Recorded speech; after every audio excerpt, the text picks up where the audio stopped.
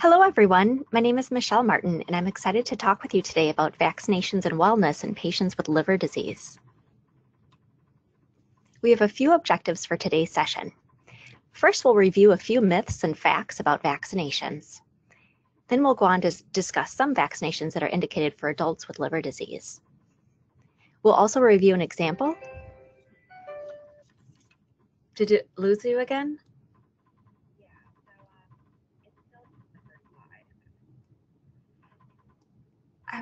So why does it do it only when we're recording? You know what I mean? Like, it seems like that's always the problem transitioning from the first slide.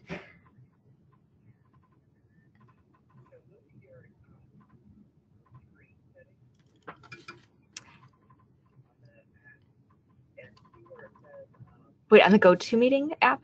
Or on the, okay.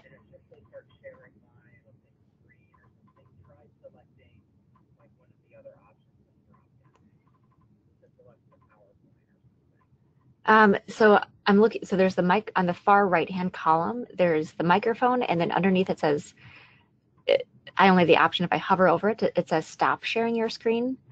And then under that is share your webcam, and then attendees chat. Oh, settings, sorry. Oh, general. Yes, they're advancing on mine.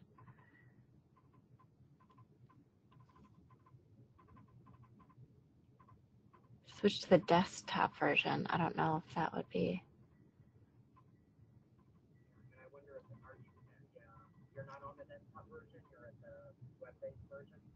Yes. Do you think that's it?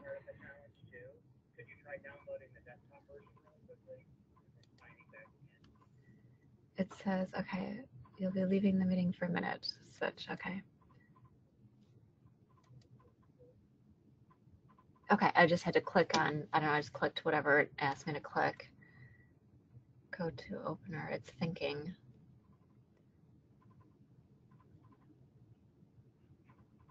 Launch application.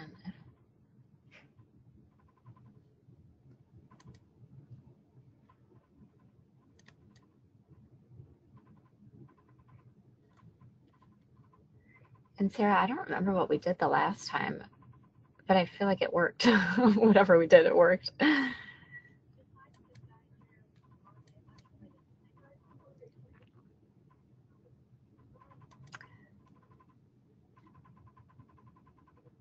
Okay, I've got, can you see my screen at all or not? Like, what if I put it over here? Can you see this now? Oh, all right.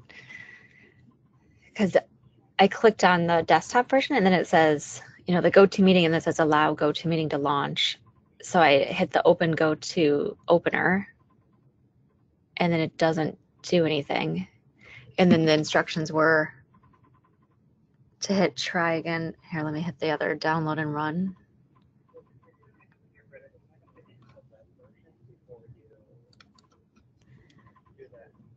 Oh, here. Okay, let me. Okay, well, I'm.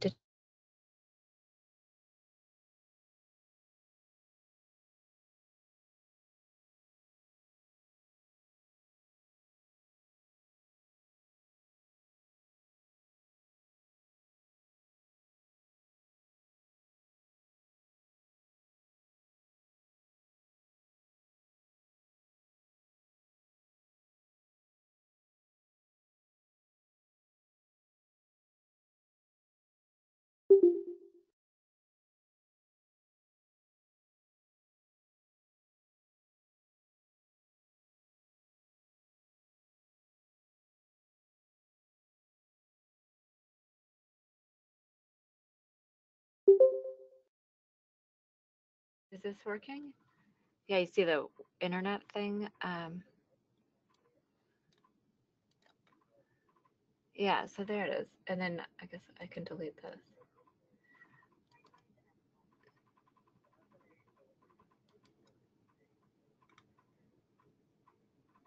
And then is it being recorded, or can you tell, or do I have to do something? Okay.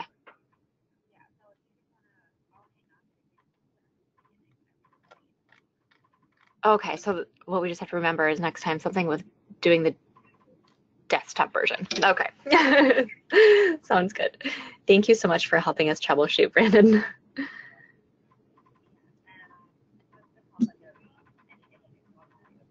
Okay. Oh, actually, is it okay if I try it in presenter view, or do you think that will screw it up?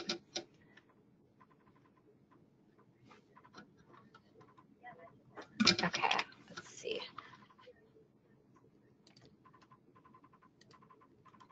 Just in case I want any of the other tidbits.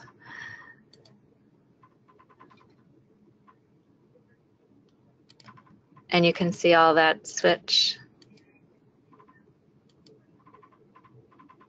Is it good on your end? Okay, awesome. Okay, well, I hope we're good to go now.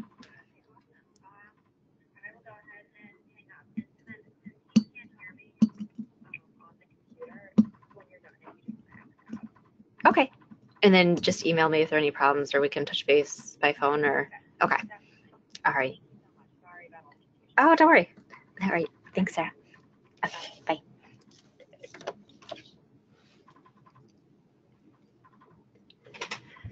Hello, everyone. My name is Michelle Martin, and I'm very excited to talk with you today about vaccinations and wellness in patients with liver disease. We have a few objectives for today's short session. First, we'll review some myths and facts about vaccinations. We will discuss some vaccinations indicated for adults with liver disease. We'll also review an example of a patient with liver disease, and we'll look at some recommended vaccinations for that particular patient. And we'll list some resources for more information about vaccines. So first and foremost, vaccination, the goal with vaccines is to prevent disease. If they're administered, vaccines can prevent you from actually getting infected with a particular disease. They can prevent you from getting as sick as you would have gotten had you not received that vaccine if you actually do get infected. And they also can prevent your friends and family members from getting sick or getting infected as well. So that's why we urge all of our patients to receive the vaccines that are appropriate for them. You've probably heard the old adage, vaccination, an ounce of prevention is worth a pound of cure, and that's definitely the case with vaccines. If we are able to prevent a person from getting sick, getting hospitalized, or even dying from a particular infection, we would love to be able to do so. So let's discuss some of the common myths and facts about some vaccines. A lot of patients worry about getting the intramuscular flu vaccine because they think that that actually can give them the flu. And this is a misconception because actually the flu vaccine itself is not a live vaccine. It does not contain any live virus. So when a patient goes in to get the intramuscular injection for the flu vaccine in their upper arm, this vaccine is actually made from just parts of the virus.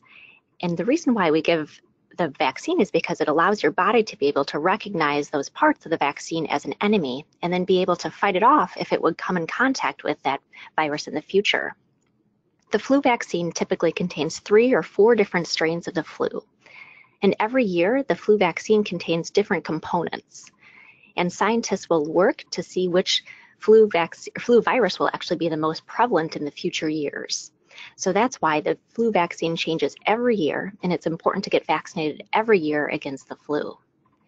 This year has been a particularly tough year for people with the flu. We have had thousands of people who have been unvaccinated, as well as some who were vaccinated who have come down with the flu and been hospitalized and even died. So let's move on to another myth. One myth would be if you do not get the influenza vaccine in October or November, it's too late to get the vaccine. And this is actually false as well. The flu vaccine can be given at any time during the flu season. As long as there is still flu circulating, you can still get the vaccine, and that will help prevent you from getting sick or from getting as sick as you would have if you had not received the vaccine. So you can get it any time during the season. A lot of times we see the peak flu rates in the early parts of the year, so January and February, and sometimes even into March. It's definitely best to get the flu vaccine as soon as it's available, so as early as you can in the season, in October or November certainly, but if you don't receive it right away, it doesn't mean it's too late, so please get the flu vaccine at any time as soon as you can during the flu season. Some other common misconceptions or myths about vaccines is that the diseases that are caused by the vaccines that are able to prevent those diseases don't cause a lot of death or harm. And that's actually incorrect. There are tons of infections that are able to be caused, and we have lots of vaccines that can prevent these diseases. So this table lists several different diseases on the left-hand column, and you can see on the second column from the left the maximum number of cases that appeared for that particular vaccine-preventable disease, and the year in the third column in which that was the most common year for that particular disease. The next 5 columns on the right will go over some of the most recent cases of those particular infections. And you can see that we have vaccines to prevent these diseases and illnesses, but some people are electing not to receive the vaccine. So that's why we're seeing so many more cases of pertussis and the mumps than we used to in the past. We're still seeing other cases that are popping up because people are choosing either not to immunize their children or not to get themselves immunized. And this is a problem because if people get sick, then they're likely to infect others. And then we lose that herd immunity. And herd immunity is when you have a large cohort of people where if everyone gets the vaccine, everyone is protected. But when people stop receiving the vaccines, then that whole group is at risk for getting sick. So moving on to another myth, people who die from influenza were already vaccinated. And this is actually false. In the recent years, we've had several deaths in children who were not vaccinated against influenza. So this year we had 114 children who have died from the flu already, and 80% of the children who died from flu did not receive the vaccine. So this is something where their parents are really at risk for having their children get really sick from the flu or other illnesses if they do not offer their children the vaccines. Another myth is that some vaccine-preventable diseases aren't that bad. And in reality, people can die from these vaccine-preventable diseases. So it's really important that we take advantage of all the opportunity to protect ourselves and our friends and family members and loved ones from infections. Here's a little bit more information about the flu virus this year and how horrible it's been. There's actually a website that will go through a ticker and it will tell you every week how widespread the flu is. The darker brown or brownish color in this map of the United States indicates widespread flu activity. And this is as up to date as it can be, listing the activity as of February 24th of 2018. The more marigold or orangish color is indicative of regional activity for the flu, and the yellow color is just local activity. So if you look back at this map a few weeks prior, the entire country was this brownish color, meaning that there was widespread flu. So now we're starting to see a few breaks in some of the states where there is less flu activity.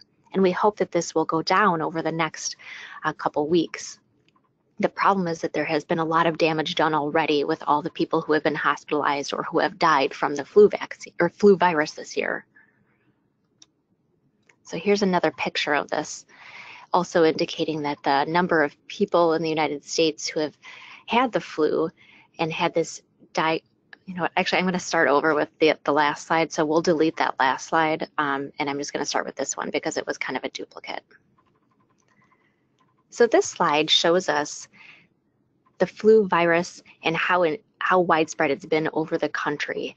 And this is actually a website that's listed and is updated every week. So this is the most up-to-date week, so ending February 24th of 2018, so week 8 of the year. You can see that the majority of the country is covered in this brownish color, indicating that there is widespread flu activity in all of those states.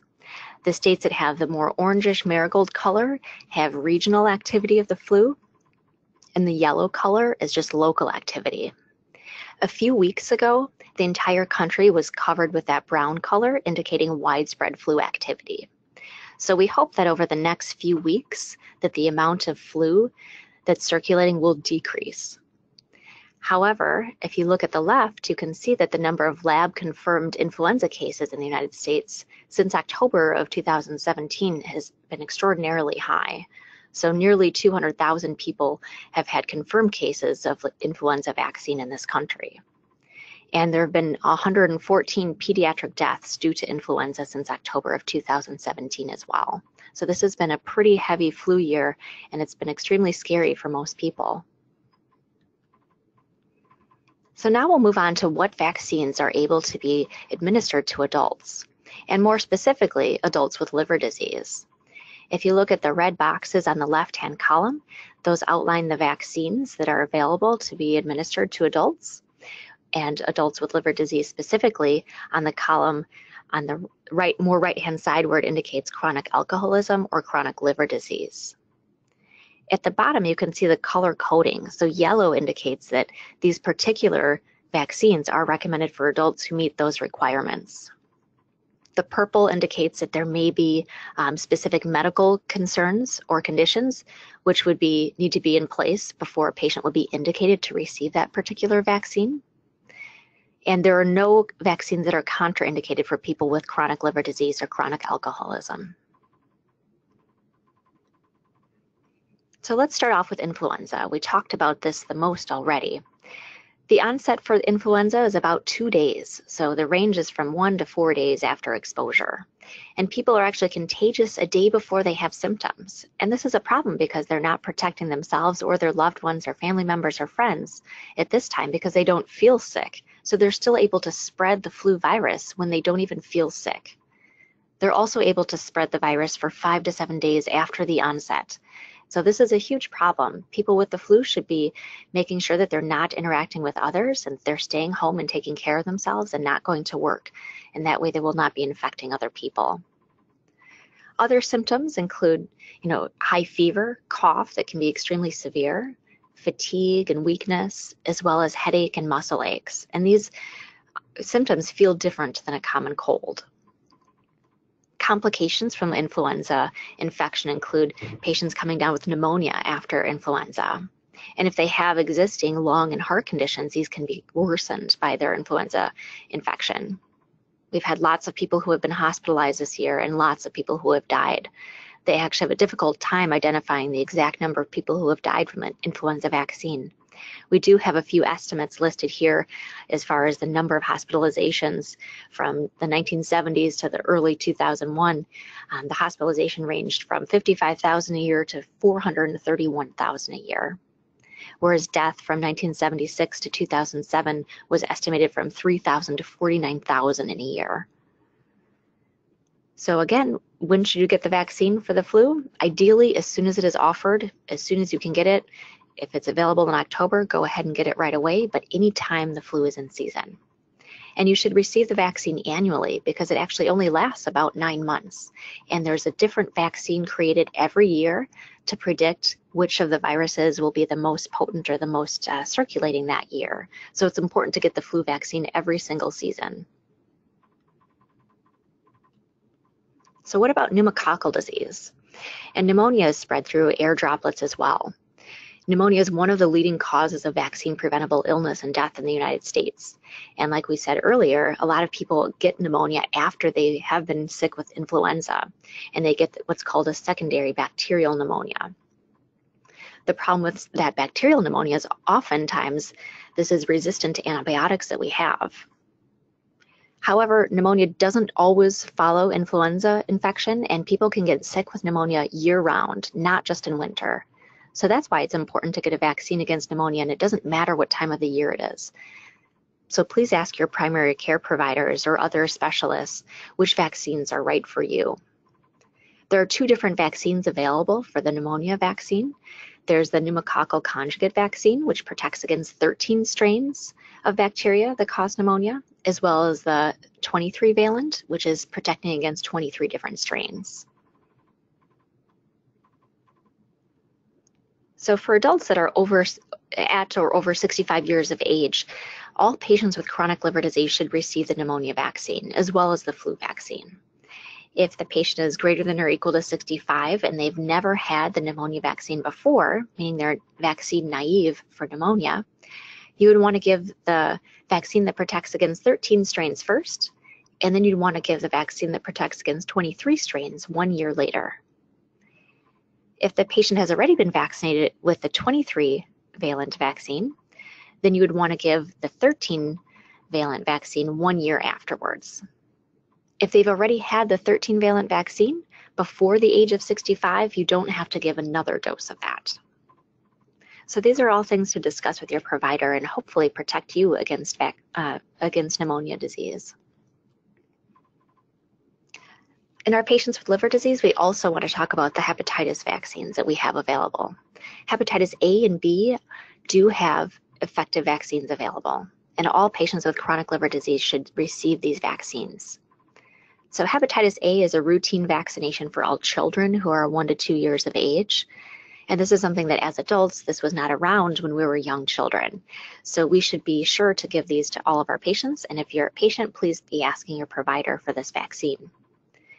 It's a series of 2 injections. So 2 doses are spaced at least 6 months apart. So at time 0 and then 6 months later. And this vaccine is 95 to 100% effective at helping your body protect itself against infection from hepatitis A. So we mentioned that there's also a hepatitis B vaccine available, and this is another great way to protect yourself and your liver. Hepatitis B virus can cause jaundice, yellow skin and eyes, dark urine, and chronic hepatitis B virus complications can include cirrhosis, or the most advanced scarring of the liver, liver cancer, or even death. So receiving this vaccine can actually protect you from getting cancer, decrease your risk of liver cancer, as well as protect you from infection with hepatitis B. Hepatitis B vaccine is a routine vaccination for all children after birth, but for us who are adults now, we would not have received this vaccine back when we were born. Infants are given the vaccine at birth, 1 to 2 months and 6 months. Adolescents and adults can receive the vaccine at 0, 1, and 6 months, and there's actually a new vaccine that's available for just 2 doses, meaning at 0 and 1 month. This next slide that we'll go over will discuss more of the dosing specifics. So here are the 3 different hepatitis B vaccines that we have available, but we'll focus more on the adults and special populations. So adults over 20 years of age can receive the first 2 vaccines, and adults over 18 years of age can receive the HEPLISAV, which is the newest 2-part series for the vaccine for the hepatitis B virus. The first 2 listed are for the 3 vaccine series at 0, 1, and 6 months, whereas just the HEPLISAV-B is the one that's able to be vaccinated with only 2 series. There's also a combination hepatitis A and B vaccine called the Twinrix vaccine, and this includes both hepatitis A and B vaccine series in the same injection, and that way the patient just has to receive 3 doses of vaccine at time 0, 1, and 6 months. And this is something that will help prevent them from getting a few doses of vaccine. So if it's combined together, they only need to receive 3 injections. So let's go over a sample. We have a patient named Martin. He's a 67-year-old patient who has hepatitis C virus, high blood pressure, and high cholesterol. He says that he used to smoke cigarettes, but he stopped about 10 years ago. And he can't remember receiving any vaccines except influenza vaccine since he was a child. And he says he also received 1 pneumonia vaccine at age 60. So using the adult vaccination schedule, what vaccine should we give to this patient? So let's look back at this list that we had before. So Martin has chronic liver disease, and he has the opportunity to receive several vaccines on this list. So let's review which vaccines would be appropriate for Martin, our 67-year-old patient with liver disease. So first off, if it's the season, we should be administering the influenza vaccine for our patient. He states that he had received the flu vaccine in the past, but that was before, and so now if if flu is in season, he should be receiving the influenza vaccine. The next vaccine he should receive is the tetanus, diphtheria, and acellular pertussis booster shot, and he should get 1 dose of this. He stated that he hadn't received any vaccine since childhood, and unfortunately, the TD or the Tdap are vaccines that should be given every 10 years. So this patient should receive a dose and then also receive another dose in 10 years, so you can remind him about that. The varicella vaccine is not indicated for this particular patient. He was born before the 80s, and he would have been infected with varicella at that time and considered immune. The human papillomavirus would not be indicated for this particular patient, and he is not at the age where that would be an appropriate vaccine. The zoster vaccine, of course, is a vaccine that he should be receiving, so he should be offered 1 dose of the zoster vaccine. The measles, mumps, and rubella vaccine would have been given in childhood, so this patient does not need the MMR vaccine. The patient states that he did receive 1 dose of the pneumonia vaccine, so we're taking that to mean that he received the 23-valent pneumonia vaccine in the past. So we would be administering 1 dose of the 13-valent, and then we would give him 1 dose of the 23-valent 1 year later. He would not be indicated to receive the meningococcal vaccine. However, he would be indicated to receive 2 doses of the hepatitis A vaccine because he does have liver disease. We also would administer 2 or 3 doses of the hepatitis B vaccine depending upon which specific vaccine he would receive. If he wanted to receive the hepatitis A and B vaccines together, he could receive that Twinrix or combination vaccine and then cut down the total number of doses to be just 3 doses to receive immunity against hepatitis A and B. And H. influenza B would not be indicated for this patient either based on his age. So here are some resources for some more information on vaccines. The first one is the Immunization Action Coalition. They have an excellent patient-friendly and healthcare professional-friendly website listed. You can find out a lot of information about the particular vaccines from this website, as well as the World Health Organization. They have a website about vaccines and the importance of vaccination. The CDC also has some great information about vaccines. And within the CDC website, they list a website on how vaccines work, as well as the adult immunization schedule that's recommended. Please note that this immunization schedule will change from year to year, so it's really important to make sure that you've downloaded the most up-to-date immunization schedule for adults when you're looking at what you would be due for. The National Foundation for Infectious Diseases also will give some information about vaccines. Thank you so much for your attention, and I hope that this has given you a little bit of more information about vaccinations and wellness in patients with liver disease. I encourage you to talk to your providers and get all of the vaccines that are appropriate for you. Have a wonderful day.